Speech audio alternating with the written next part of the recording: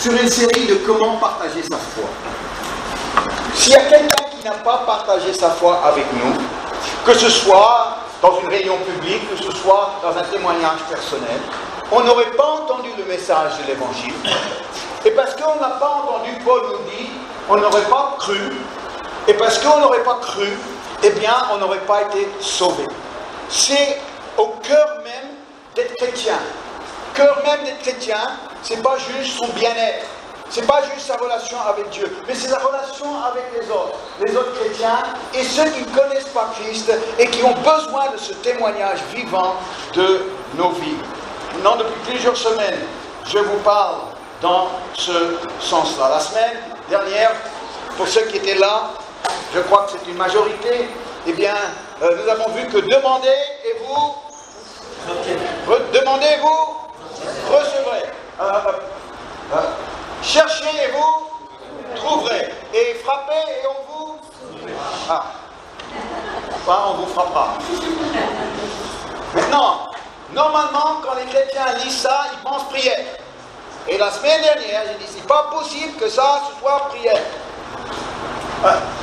Ces mots, demander, c'est pour recevoir une réponse de quelqu'un. Chercher, c'est pour trouver. C'est la raison même que Jésus est venu chercher pour trouver quelqu'un perdu. Et frapper et l'on vous ouvrira. Le ciel est ouvert, mes amis. Nous ne prions pas pour que Dieu ouvre les portes du ciel. Le ciel est ouvert en Jésus-Christ. Mais les portes sur lesquelles nous frappons, ce sont les portes fermées de la société, les portes fermées des cœurs autour de nous. Et là, ce sont des initiatives que nous devons prendre, nous chrétiens. C'est à nous de demander pour avoir du répondant. C'est à nous de chercher pour trouver. C'est à nous de frapper pour qu'une porte s'ouvre pour l'Évangile. Ce matin, j'aimerais vous lire un passage que j'aime beaucoup dans Actes chapitre 3. Un événement remarquable qui ouvre des perspectives pour nous, chrétiens. Acte 3, et nous allons lire les versets 1 à 10. Acte 3, les versets 1 à 10. Pierre et Jean montaient ensemble au temple à l'heure de la prière. C'était la 9e heure. Il y avait un homme boiteux de naissance qu'on portait et qu'on plaçait. Vous vous rendez compte d'être quelqu'un qu'on porte et qu'on place? Quelle vie! Tous les jours, à la porte du temple appelé la Belle, pour qu'il demande l'aumône. L'aumône, c'est un mendiant, quoi. À ceux qui entraient dans le temple. Cet homme, voyant Pierre et Jean qui allaient y entrer, leur demanda l'aumône.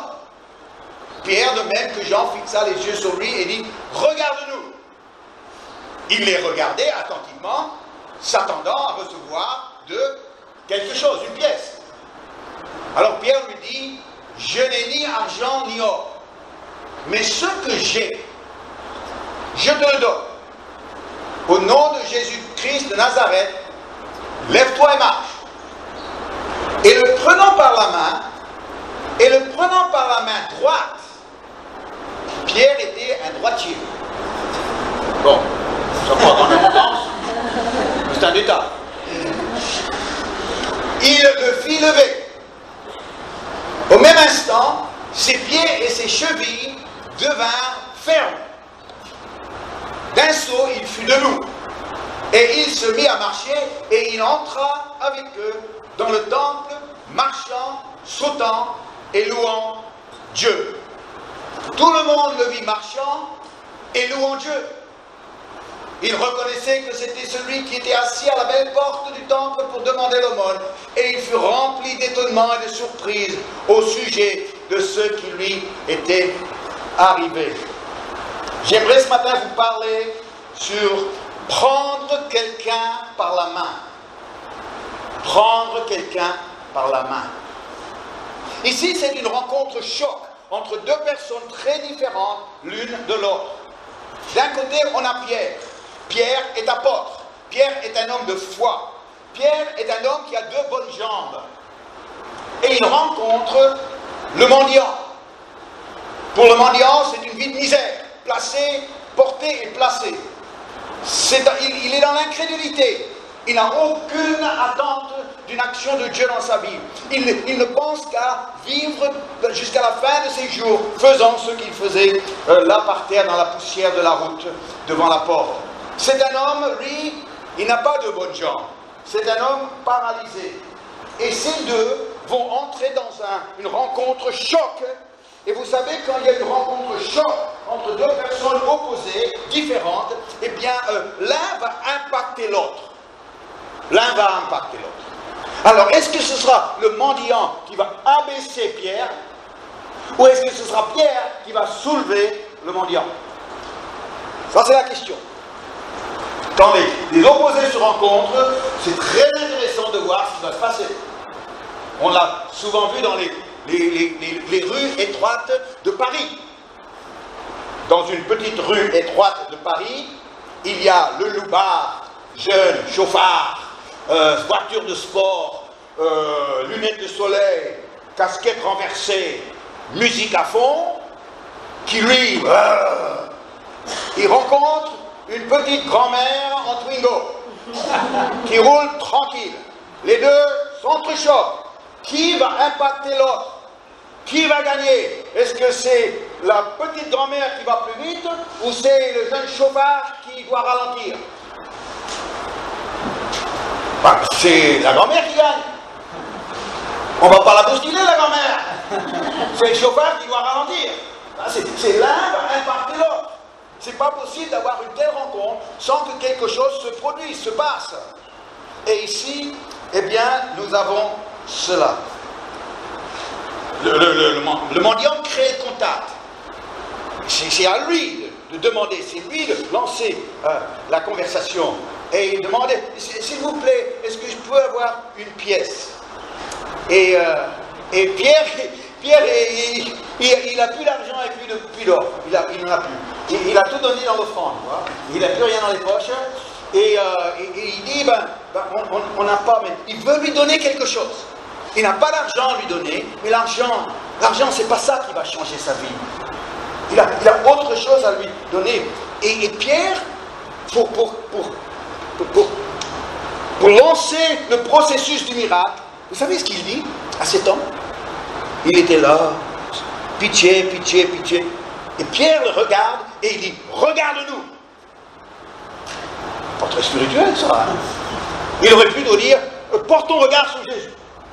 Non. Ce qu'il faut comprendre, c'est que pour un mendiant qui est dans l'incrédulité, qui n'a aucun espoir, qui vit vraiment au jour le jour dans la misère, eh bien, porte ton regard vers Jésus, ça ne veut rien dire. Ça ne veut rien dire. Pourquoi? Eh bien, parce que c'est trop abstrait pour quelqu'un qui ne comprend pas, qui ne connaît pas. Et Pierre comprenait ça. Et puis, en fait, cet homme n'avait pas Jésus devant lui. Cet homme avait Pierre devant lui. Ce matin, vous n'avez pas Jésus devant vous, vous avez moi. Bon, je suis désolé de vous décevoir. Je sais que vous préférez avoir Jésus, mais c'est comme ça. Hein, on l'a dit tout à l'heure. Mais la personne avec qui vous allez parler cette semaine, la personne n'a pas Jésus avec elle. La personne a vous. Et c'est ce que vous allez donner à cette personne-là qui va faire une différence dans sa vie. Comme Pierre, c'est ce qu'il avait lui pour cette personne a fait la différence dans sa vie.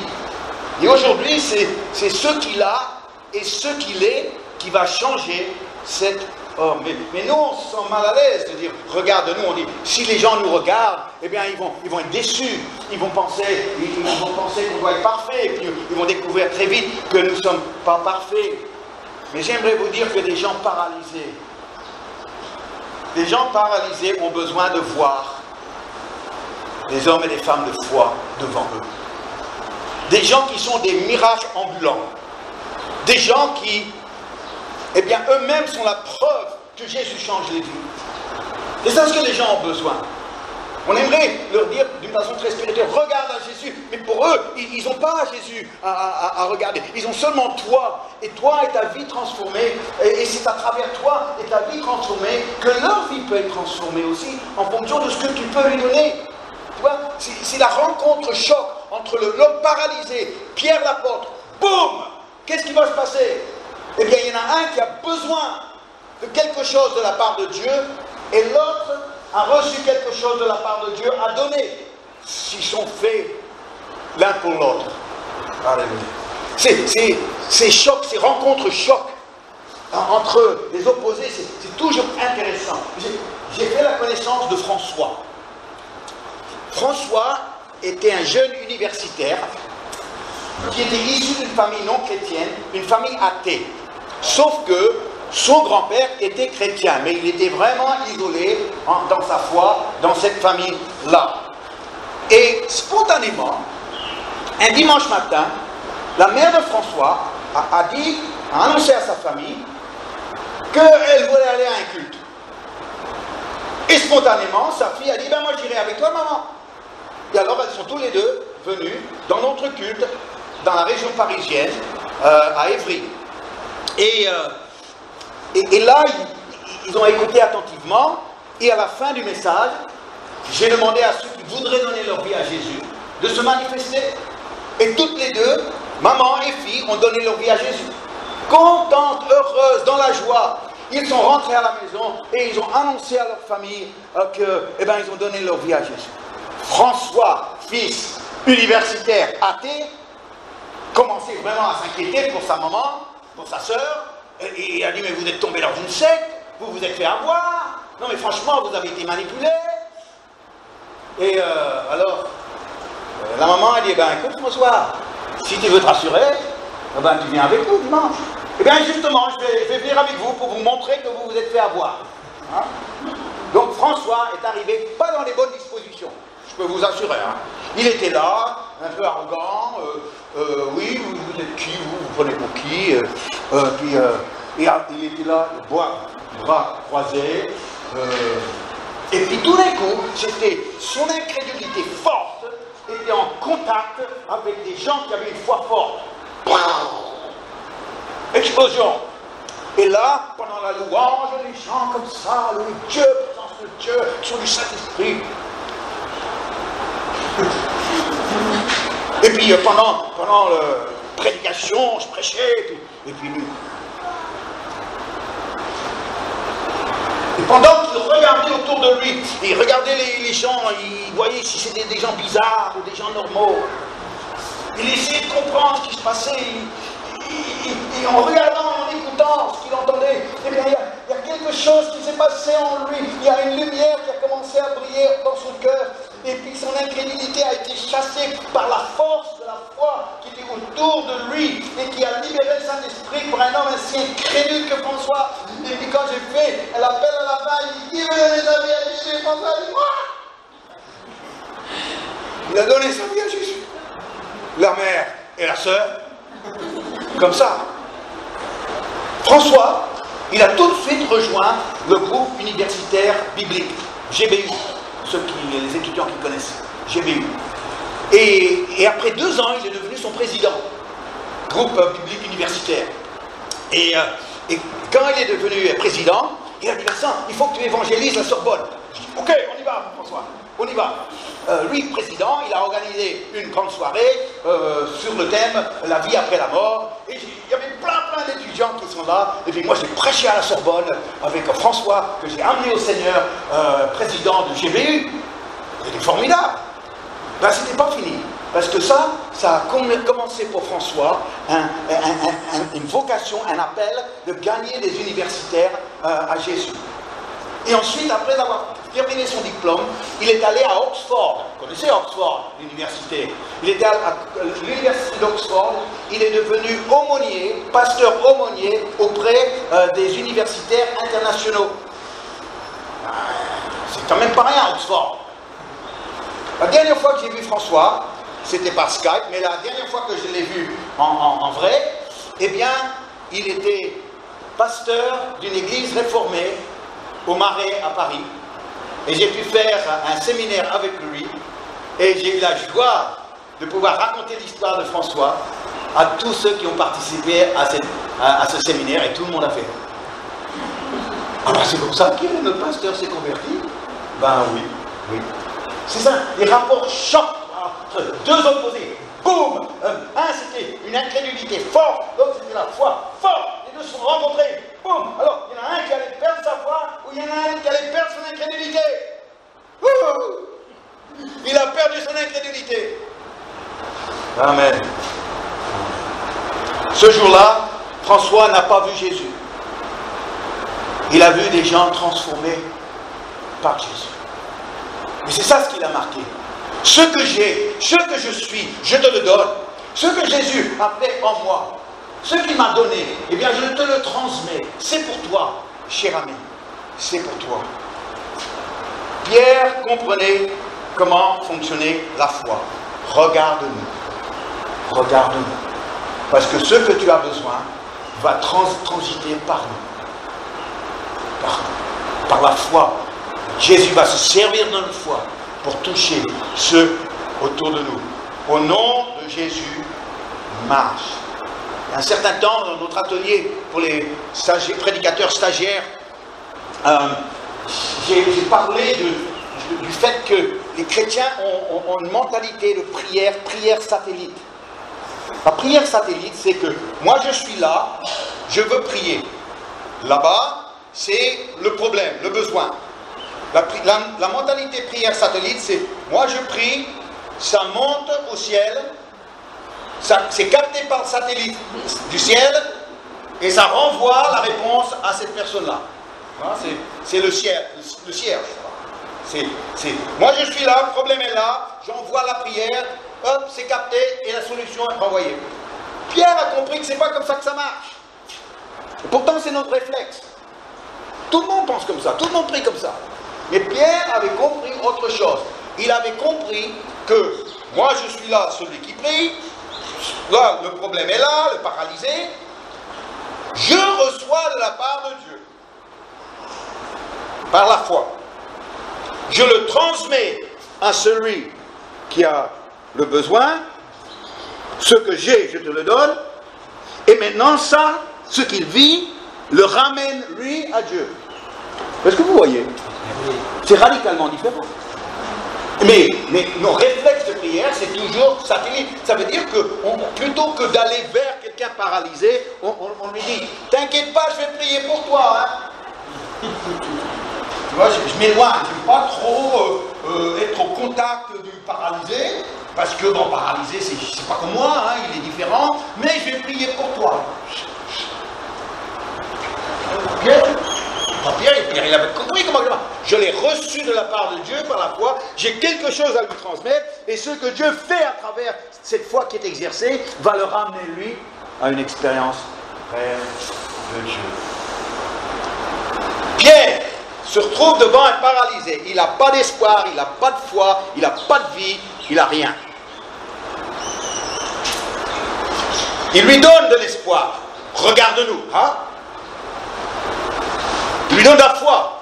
Ce que j'ai, je te le donne. Mais c'est pas la fin de l'histoire. Qu'est-ce qu'il fait? Il le saisit par la main. Est-ce que vous avez vu ça dans le texte? Il le prend par la main. Parce que parfois, les gens, ils ont besoin d'être pris par la main. Ils ont besoin d'être saisis par la main.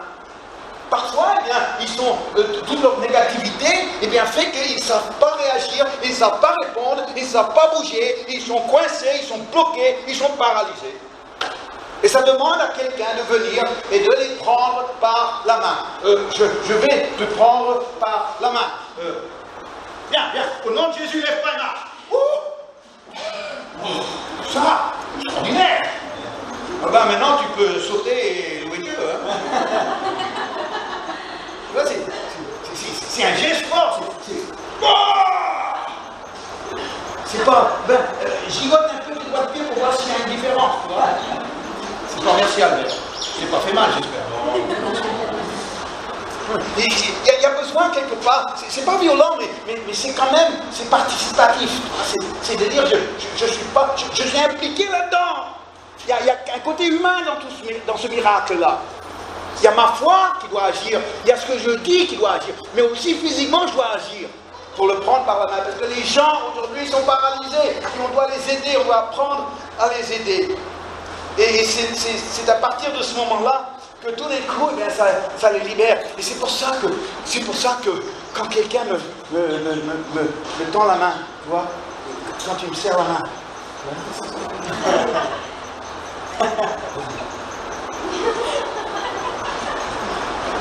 Il n'y a rien là. Hein. Moi, je t'ai rien donné là. Tu vois, et quand quelqu'un il me prend la main pour me serrer la main, et puis j'ai ça, c'est comme un poisson mort, tu vois. C'est pour ça qu'on se serre la main. Il faut donner quelque chose. Tu es mon ami, je te donne ma bienveillance, je te donne mon amitié, je te donne ma chaleur humaine. Et ma transpiration aussi pour l'encollier. On leur donne quelque chose, C'est ça, c'est pas juste... Et quand il y a un garçon qui vient et puis il veut me serrer la main, et puis il me tend une main comme ça, moi je dis, donne-moi quelque chose. Serre-moi la main, prends-la, serre. Vas-y, plus fort.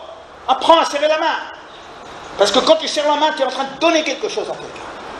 Oh oui. J'étais dans une réunion dans le nord de la France, et puis je ne connaissais pas trop l'auditoire, mais le pasteur il me dit, écoute, il y a un jeune qui est là, c'est la première fois qu'on le voit, et j'ai seulement appris l'histoire après, que eh bien, lui, il venait d'une famille athée, dans le nord, mais la mère de sa copine était chrétienne, et quand il venait voir la copine, eh bien, la mère, eh bien, elle témoignait à ce garçon.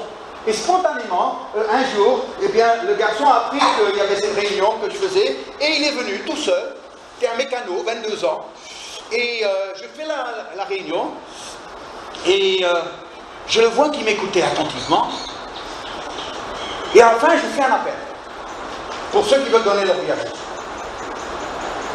Plusieurs personnes ont répondu, mais lui, il n'a pas bougé. Mais il était sur sa chaise, et il me regardait comme ça. Quand je l'ai vu, je me suis dit, celui-là, il faut que je le saisisse par la main. Ah ça, c'était trop, hein. On le voit dans les yeux, on le voit au visage. Alors j'ai dit, jeune homme, tu t'appelles comment? Il m'a donné son nom. Et j'ai dit, est-ce que tu as déjà donné ta vie à Jésus? Il m'a dit non. Et j'ai dit, est-ce que tu voudrais le faire? Il m'a dit oui. Viens ici. Et là, il est venu. Lui qui n'avait pas bougé de lui-même, qui avait besoin de moi pour le saisir par la main, mais quand j'ai tendu la main, j'ai pris la sienne, eh bien c'était un oui tout de suite. Pourquoi c'est compliqué? Pourquoi les gens sont compliqués? S'il veut, pourquoi il ne fait pas? Parce qu'il est paralysé. Voilà. Le lendemain, ce même jeune homme est venu à une rencontre de jeunesse pour plusieurs églises qui se retrouvaient. Il est venu dans la joie, il marchait, il sautait, il louait Dieu. Il était libéré de sa paralysie. C'est la veille. Ah oui. Mais il y a une autre leçon à tirer de cette histoire. C'est le fait que la paralysie de cet homme a fait qu'il ne pouvait pas rentrer dans le temple, il restait à l'extérieur. Et tous les jours, il voyait passer des gens qui avaient une relation avec Dieu, qui voulaient prier, qui voulaient apprendre la parole de Dieu. Il passait devant lui tout le temps. Et cet homme, lui, sa paralysie l'empêchait, lui, de rentrer à l'intérieur. Et quand le miracle s'est produit, quand Pierre le prend par la main et le soulève, eh bien, son premier réflexe, c'est pas de rentrer à la maison, mais c'est de rentrer dans le temple. Et quand j'ai vu ça, quand j'ai compris ça, je me suis dit, tous ces voisins autour là, eh bien, ils voient passer chaque dimanche des hommes, des femmes qui viennent louer Dieu, qui viennent apprendre la parole de Dieu, qui viennent pour vraiment manifester tout leur amour pour le Seigneur.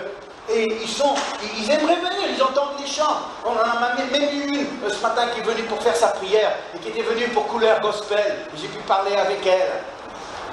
Mais ils n'osent pas trop. Non, pourtant, quand ils viennent et ils entendent les chants, ils disent ah, c'est vraiment joli vos chants, hein, ils sont super, hein, ils sont joyeux aussi. Hein. Ben oui, mais bien, venez.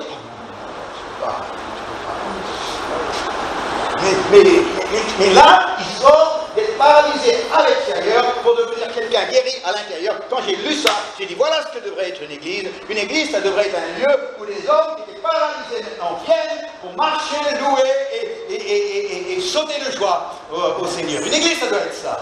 N'est-ce pas? C'est ça. que chacun ici, eh bien, on est des témoins vivants d'un Dieu de miracles qui transforme les vies. Et quand on se réunit ensemble, eh bien, on est tous là en train de marcher, sauter et louer Dieu. Alléluia. Comme cet homme. Je dois vous parler d'un homme que j'ai rencontré ici à La Réunion, il y a quelques années. J'avais fait toute une semaine, 10 jours de mission à La Réunion et c'était bien avant qu'on vienne vivre ici. Et c'était un dimanche soir. C'était la dernière réunion de cette série. Et le lendemain, je prenais l'avion pour Paris, pour revenir, pour rentrer. Et voilà que à cette réunion, il y avait un monsieur, il était un métro, il habitait La Réunion, il était architecte. Et il est venu invité par une collègue. Et sa collègue, contente qu'il avait accepté l'invitation, sauf que lui, il n'avait aucun intérêt pour les choses spirituelles. Lui, il venait draguer la collègue. Le but de sa présence à La Réunion, eh ben, c'était pour la fille, vous voyez, ça arrive. Et donc, moi, innocemment, j'imagine que c'est sincère, sa venue, et donc je le vois vraiment pas dans le coup, mais aucun effort, froid, le marbre. Si je suis là, c'est un paralysé. Je suis là, je crois que je vais devoir l'aider à marcher, sauter et louer Dieu. Alors, je prêche, je fais l'appel, il y a quelques personnes qui répondent, lui, il ne bouge pas. Alors, je dis, Seigneur, je vais aller chercher. Et alors, j'ai dit, monsieur, écoutez, je ne vous connais pas, personne ne m'a parlé de vous, mais le Seigneur me montre quelque chose à votre sujet. Ah, tout d'un coup, il devient intéressé. Et je dis, oui, ce que le Seigneur me montre, vous concernant, monsieur, c'est que quand vous étiez jeune, eh bien, vous avez fréquenté même des personnes qui étaient religieux, qui avaient la foi, qui étaient religieux, très religieux même, mais qui étaient aussi des hypocrites. Et quand vous avez vu et constaté leur hypocrisie, ça vous a tellement dégoûté que vous êtes refermé et vous avez tout rejeté. J'ai dit, est-ce que monsieur, ce que je viens de vous dire, est-ce que c'est juste? Il m'a regardé avec un air hautain, et il m'a dit, pas du tout. Ah, là on prend un risque. Mais moi, c'est pas un problème. Vous savez, je peux me tromper. Et si je me trompe, eh bien, je le reconnais. Et j'ai dit, ben, écoutez, monsieur, si je me trompe, eh bien, ce ne sera pas la première fois, mais j'ai peut-être raison aussi. J'ai peut-être raison. En tout cas, lui, il est parti assez rapidement, après la réunion, on ne s'est pas parlé, et j'ai seulement appris l'histoire 3 semaines plus tard. 3 semaines plus tard, j'étais de nouveau à Paris, puis j'appelle, et puis on dit... Puis le pasteur il dit, tu te souviens ce gars-là, à la fin, le dimanche soir, et tu as eu cette parole de connaissance pour lui? Il dit, oui, alors tu l'as revu? Oh là là, il a revu? Cet homme-là, il est rentré chez lui, il n'a pas dormi de la nuit. Nuit blanche, première nuit. Deuxième nuit, il s'est couché, nuit blanche. De suite. Troisième nuit, il s'est couché, nuit blanche. Il était complètement crevé. Il demandait qu'une seule chose, c'est que dimanche vienne pour qu'il vienne au culte et donner sa vie à Jésus. C'est ce qu'il a fait. Il a donné sa vie à Christ. Et il est devenu trésorier de cette même église dans laquelle il s'est converti. Le bras droit du pasteur, qui est toujours en activité aujourd'hui, même à la Réunion. Chers amis, l'être humain est compliqué. Il y a un potentiel de répondant à Dieu qui est en lui. Il y a tellement de choses encrassées là-dedans, tellement d'expériences, de craintes, de doutes, de oh là là. Parce qu'on est très loin d'être des enfants qui spontanément répondent avec leur cœur. Mais nous sommes appelés, nous, de les aider. Qu'est-ce que vous avez, vous, à donner à des gens paralysés? Est-ce que vous pouvez leur dire, regarde-nous? Pourquoi je te demande à me regarder? Parce que moi j'ai une histoire aussi à raconter. De Jésus qui a travaillé ma vie et qui m'a changé. C'est pour ça que je te demande de me regarder. Maintenant que tu me regardes, eh bien j'ai quelque chose à te donner. J'ai quelque chose à te donner. Au nom de Jésus, je libère cette puissance, je libère cette autorité pour que cette puissance te touche et te ramène à Dieu. Mais c'est pas fini, il ne faut pas s'arrêter là. Il faut prendre par la main et le soulever. Parce que bon nombre de personnes ont besoin du contact humain, ont besoin d'être pris, physiquement presque, par la main, pour pouvoir répondre à ce que Dieu fait dans leur vie. Qu'est-ce que vous allez faire cette semaine? Autour de vous, vous avez des collègues, des voisins, la famille, des gens que vous ne connaissez pas, que vous allez rencontrer cette semaine. Et ils seront paralysés. Ils ne vont pas pouvoir répondre facilement. Ils seront là, coincés. C'est pas pour ça qu'ils sont contre. C'est pas pour ça qu'ils refusent Dieu. Mais ils ne savent pas comment répondre. Ils ont besoin de toi. Est-ce que tu pourras leur dire, écoute, regarde-moi. Regarde ma vie, j'ai une histoire à te raconter. Et puis ce que j'ai reçu moi, eh bien je te le donne. Et puis je vais t'aider à entrer dans la réalité de cette expérience-là.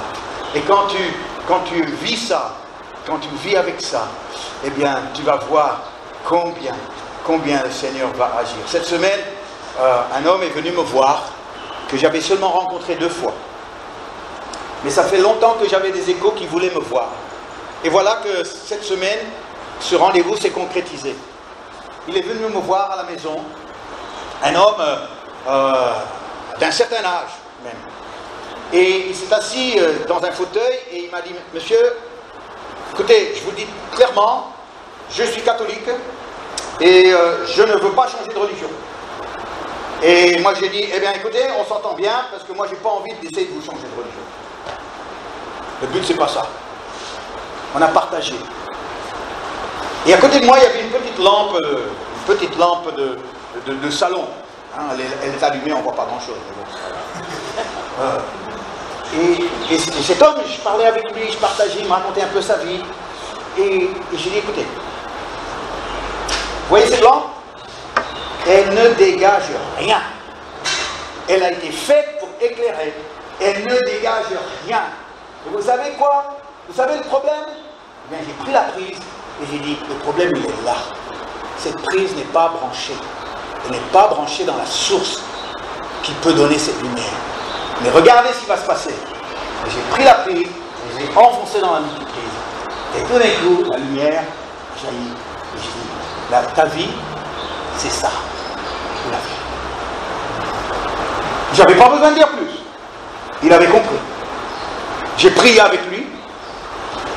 La présence de Dieu est venue sur lui, les larmes sont venues à ses yeux, et il m'a dit, je suis ému.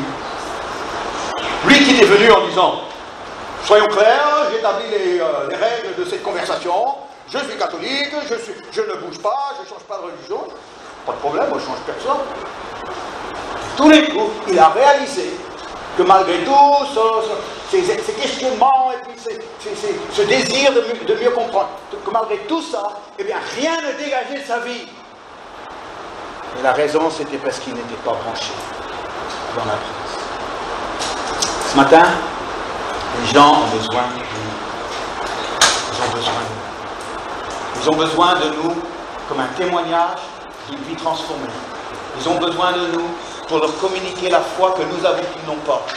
Ils ont besoin de nous pour les aider même physiquement, de faire un pas, le pas qu'ils veulent faire mais qu'ils ne peuvent pas le faire tout seuls. Oui, chers amis, les gens ont besoin de nous pour les aider à découvrir Dieu.